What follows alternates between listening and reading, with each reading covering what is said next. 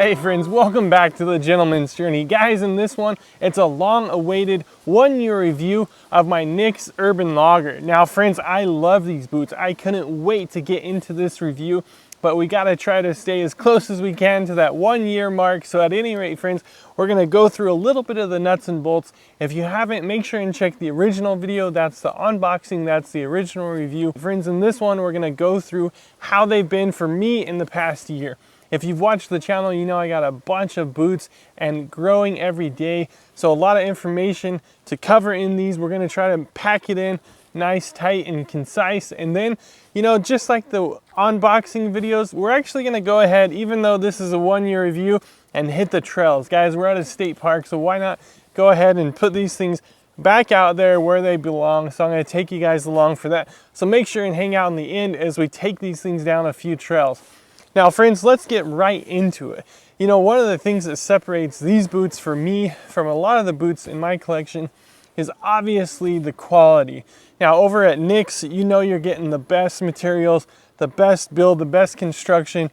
I mean, everything is just on point. Everything is at their prime, and these guys have held up to all the standards that you get from NYX. So obviously there's a few things we're gonna go in there where I'm gonna give them a hard time on a few little pieces that I would change, and some of those are just design ideas that I had that I could go in a million different directions with. A couple little things that I think NYX could do better, but honestly guys, I've not been more happy with a set of boots than these. They're just built like tough, man. So at any rate, one of the things, like I'm saying, separates these is that leather. So this leather is the Wicket and Craig double stuffed buck brown, and guys, it is beautiful. Now that's been one of the points of contention for me, believe it or not, just because this leather and this boot design, I say they work perfectly, but they also have some confliction for me. So this leather is such high quality leather, and this boot is designed, it's called the Urban Logger. If you take off the urban side and just think about the logging, you know, this is a really tough work boot. So to put that quality of leather on this boot just doesn't quite sit right with me, only because this is like dress leather. Even though it's thick and tough enough to be work leather, it's some of the best leather I've owned, so it's really hard for me to want to go ahead and kick around the woods with these boots. But something happened early on, and I went ahead and nicked my NYX. I was traipsing through the woods, and there was some barbed wire running along the ground that I just didn't see. So I guess I would say, lucky for me, right out the gate, you know, I tore them. And friends, I posted just a YouTube short, and I couldn't believe the different comments I got on how I repaired that. So basically, I peeled it open and there was a flap hanging. I took a leather tool and just cut the flap off. Guys, it was the best decision I made. It's the way to go. It's the right thing to do. And I couldn't believe the amount of comments that said, "You ruined your boots," and all this. I'm dumbfounded. The guys that will sit here and have such opinions about what another man does with his boots or with his car, with, you know, it's like, man, that stuff just blows my mind. But at any rate, these boots, you can hardly tell that it's on there, and it's been a really good fix. But I feel like that got me going with just wanting to traipse around with them. It got me feeling a little more comfortable using and abusing them, if you will. But here we are a year later. That's really the only thing that's happened to them. So do I love the leather? Of course. It's so thick and so durable, and honestly, anything would have scratched with that barbed wire. Just that barb stuck out, and I tripped and everything. And that's the only thing. I mean, it has some really good patina. A lot of guys said these boots should have been in competitions and stuff like that. But guys, I've only conditioned them a couple times. I use the NYX conditioner. It's probably just Obenoff's is what it is, the LP. But at any rate, they don't require much. It's beautiful. It's held up well, and beyond the stitching, the way it's put together, or beyond the leather into the stitching, you know, I don't have any fraying stitches. I don't have anything that's starting to peel loose. And I can tell you, these are one of my most used boots. If you go back and check out 2022, 2021, my boot collection videos, you'll see again that everything, I have a growing boot collection. And so it it's something for me to be able to get through all the boots all the time. And these are ones that get some of the most use. I wanted to just start by looking at any quality control issues. Again, I'm not having any heel separation. None of my screws came out under there. Friends, honestly, the only thing in the build quality and construction that I'll say about these boots, it actually happened over at Frank's too. I can't remember if White's has this problem with the insole, is that they cover, I believe they cover the full length of the boot on the insole with a piece of leather. And then they come from the heel to about here with another strip, and I can feel it. And there's basically a drop off. So a full strip underneath, this piece comes here and you'll see that drop off. Well, it just hits my foot in just the wrong way under the ball of my foot, that when I'm hiking, it kind of pulls on each step, and I've ended up building a callus from that underneath my foot. Now that was interesting to me. You think of maybe your toe rubbing or your heel or different spots. Never thought so much about maybe the ball of my foot. So I ended up getting, this is not working. I ended up getting these guys. I shoved these in there. I think these end up messing with it, but I thought I'd put a little insert, and that hasn't been worked. When I walk and stuff, that slips, because this is pretty much like polyester or something kind of slippy. Maybe if I would have put it upside down where that's a little more grippy, it would have stayed. I think what I'm going to do is I have this, the same one I put in my Frank's, this Bison company, the wool buffalo company, I can't remember the name of it. They have some thinner inserts. See, I don't have a lot of room in here for a thick insert, but that company has a thin one and a thicker one, and I might put the thin version in there. I put the thick one in my Frank's, but that's the only thing that I found that I would really, really want to talk to Nick's about, is just getting some kind of insole in there. You know, there's straight from the factory, that's one piece. And I think the reason they do that is because you could reach down in there and put that insole in once the boot's made. Well, this one's not peeling up. I actually had another one peel up, but this one's still there. It rubs all the time when I'm hiking. I haven't had any eyelets come out. I really liked the kiltie that they put on there. It's really clean. It doesn't have the little fringe there. I'm not typically a fan of that, but at any rate, a really clean look. A lot of people talk to me about the leather. Of course, Nick's really advertises that wax flesh leather, and that's the one I went in to get. But I was working with Nick's, and you know, they had this leather that they were wanting to get out there to more people, and it's just such a beautiful leather, and I've always been really happy I went that direction. But at any rate, again, it has the pull tab there in the back. That's been amazing for me because it's a big, clunky, heavy boot, and to try to get it on, that has helped quite a bit. I got big hands, and I can actually get my finger through there. Again, nothing going on with the stitching. The outsole, a lot of talk about the outsole because I do have the Honey Vibram lug outsole, and then I have the, the Red X for wildland firefighting on my Nick's, and on my Whites. And guys, this outsole is just getting started. It's not showing any age at all. This thing is ready to go for a long, long time. Again, I don't work in these boots. I'm not using them every single day. So it's maybe not 1 year like you might have if you're using them for work. But these things aren't going to need a rebuild for an extremely long time. So I want to talk to you about the last. Of course, it's built on the 55 last. That one seems to work really good for my foot. I have 2 boots in that last, I think maybe 3. And I honestly really love that last. Really comfortable but snug. And again, I think that's going to depend on your sizing and your foot and stuff like that. Honestly, even though these boots are so expensive, I think there's a scenario where at some point you might have to try your foot size in one last for a season, then try another. And sadly, you might just fall in love with the other. So don't kick these companies too quickly. You know, it might just be finding your thing. And obviously the problem is that's an expensive lesson to learn, but I just think that's part of this game. And still, you're going to be going through how many pairs of cheap boots in the meantime. Well, yeah, it might be a $500-600 boot, and you might find that the next last is a little more comfortable. But this one works for me. I'd love to answer any questions about the last or the fit that you guys have in the comments below. But at any rate, this is an 11D. I measure right at a 12 on the Brannick device, so that's essentially a full size down. I'm just under a 12, so could be 3/4 size down, if you will. But 11D works really good for me. In terms of the fit, I think they nailed it, and I don't have any dramas at all with the fit, other than, like I said, that leather footbed in there just has that ledge, that little shelf that gets me.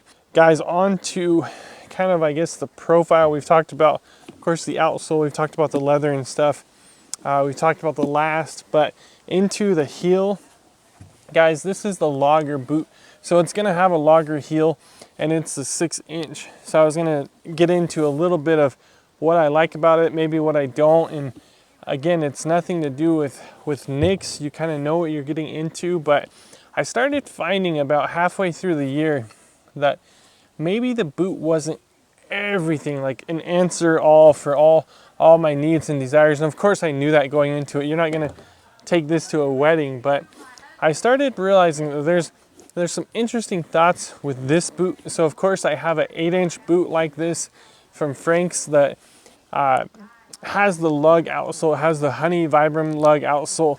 And I just feel like with this style boot, if it's not 8 or 10 inches, then maybe you might just want to take it in a different direction with maybe the heel and maybe even the outsole.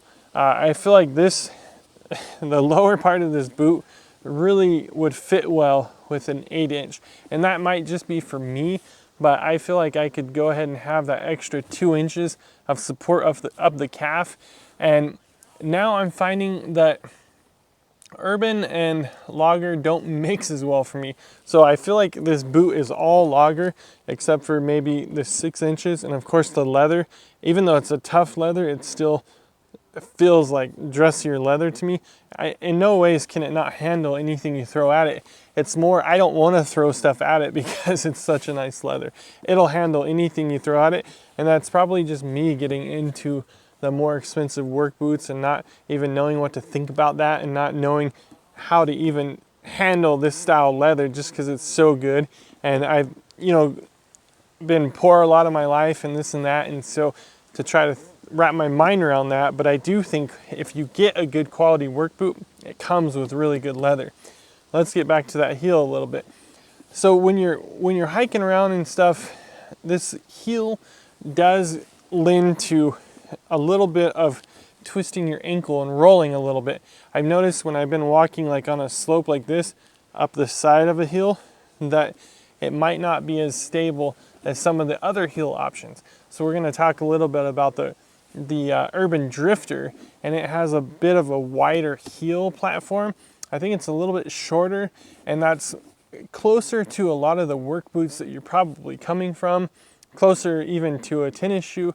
Everything's just a little bit wider, a little bit shorter, and it can't roll. So you're not going to see necessarily a combat boot in this style. And that's the interesting thing, is for logging industry and for going up and down ladders, this heel is really good. It's what those guys want. It's what the wildland firefighters want. But in terms of like hiking and stuff, you're not going to see quite this profile on a hiking boot.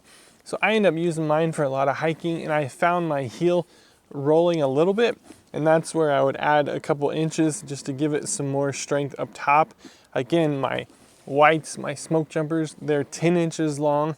My Franks are 8 inches. So I just think the bottom profile of this boot is built for a little bit taller, and that's just my estimation. So I would say just the whole idea of creating an urban logger is starting to make a little bit less sense for me.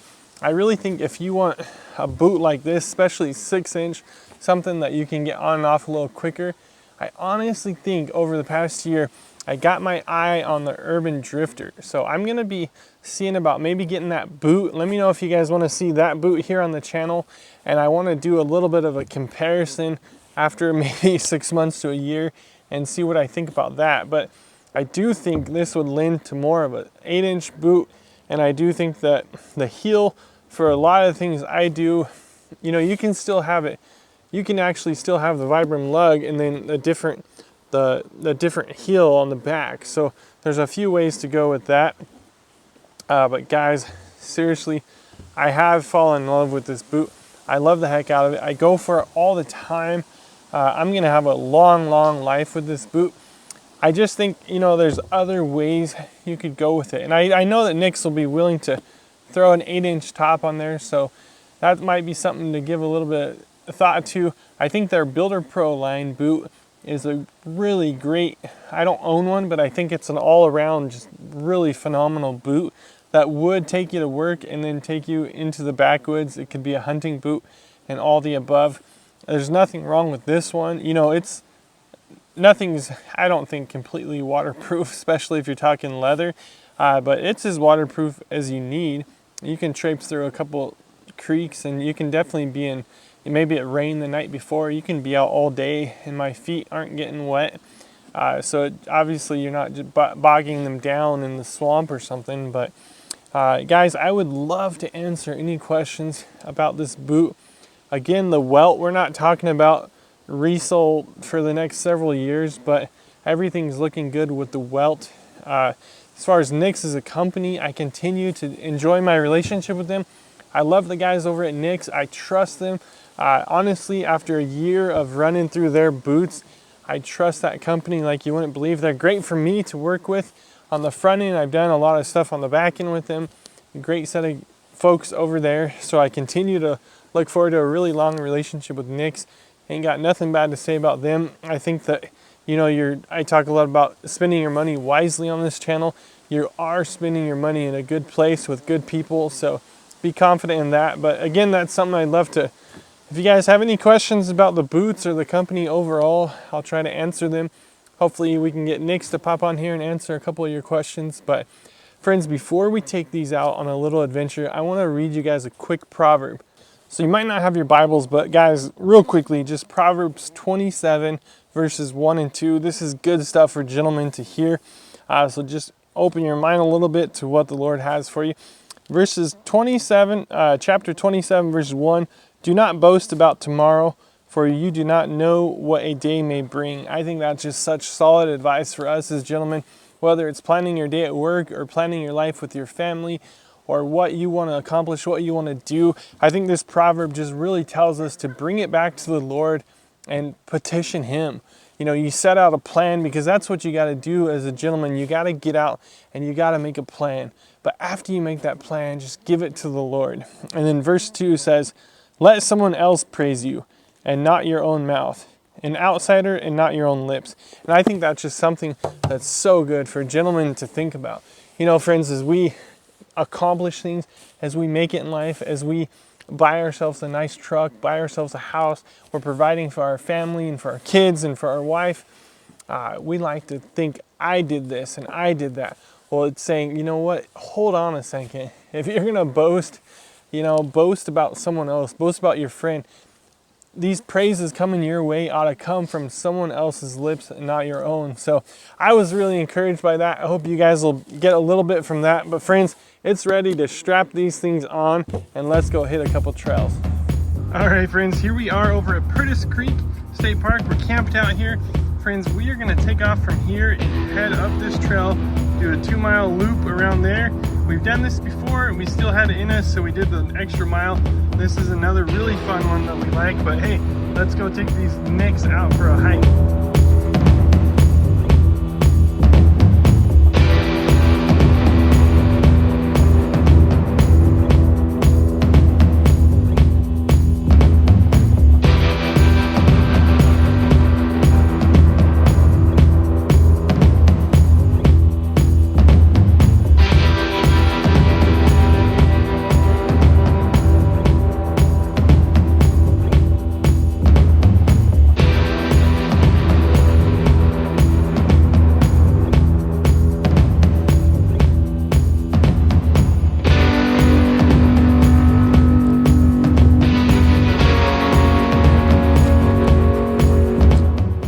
Friends, let me know in the comments if you know what these are. We are over here in basically northeast Texas area, but this is why we get out here, just to get out here and feel nature and just be involved in it and check out these vibrant colors.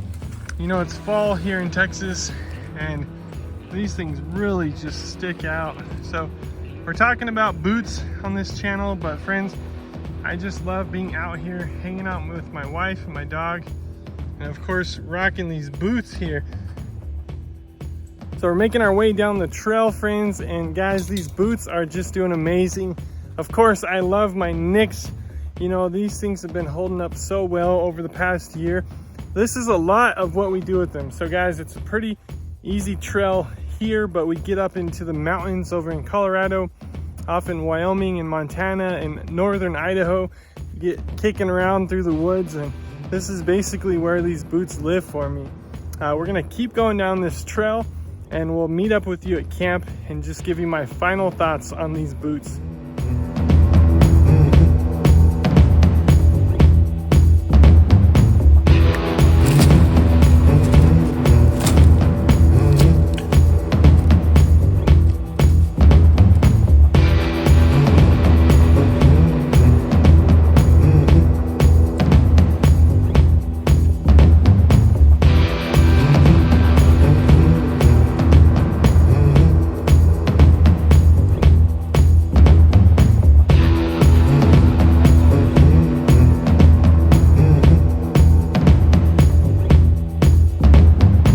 Friends, we're back to camp, guys, and I enjoyed that walk so much. It's the best time of year to be out hiking in the fall. The air is crisp, and guys, it's a nice chill, so you're not sweating too much. The boots are doing amazing, like I keep saying. I want to answer any questions you guys have at all. I'd love to talk to you guys in the comments. We usually have a good set of guys in the comment section, but friends, this is what we're doing over here on the Gentleman's Journey. We got a bunch of good stuff as we close out 2023, and we're excited as ever about 2024. Hope that scripture did something for you guys, and hey, until the next video, don't forget to give those boots some love from time to time.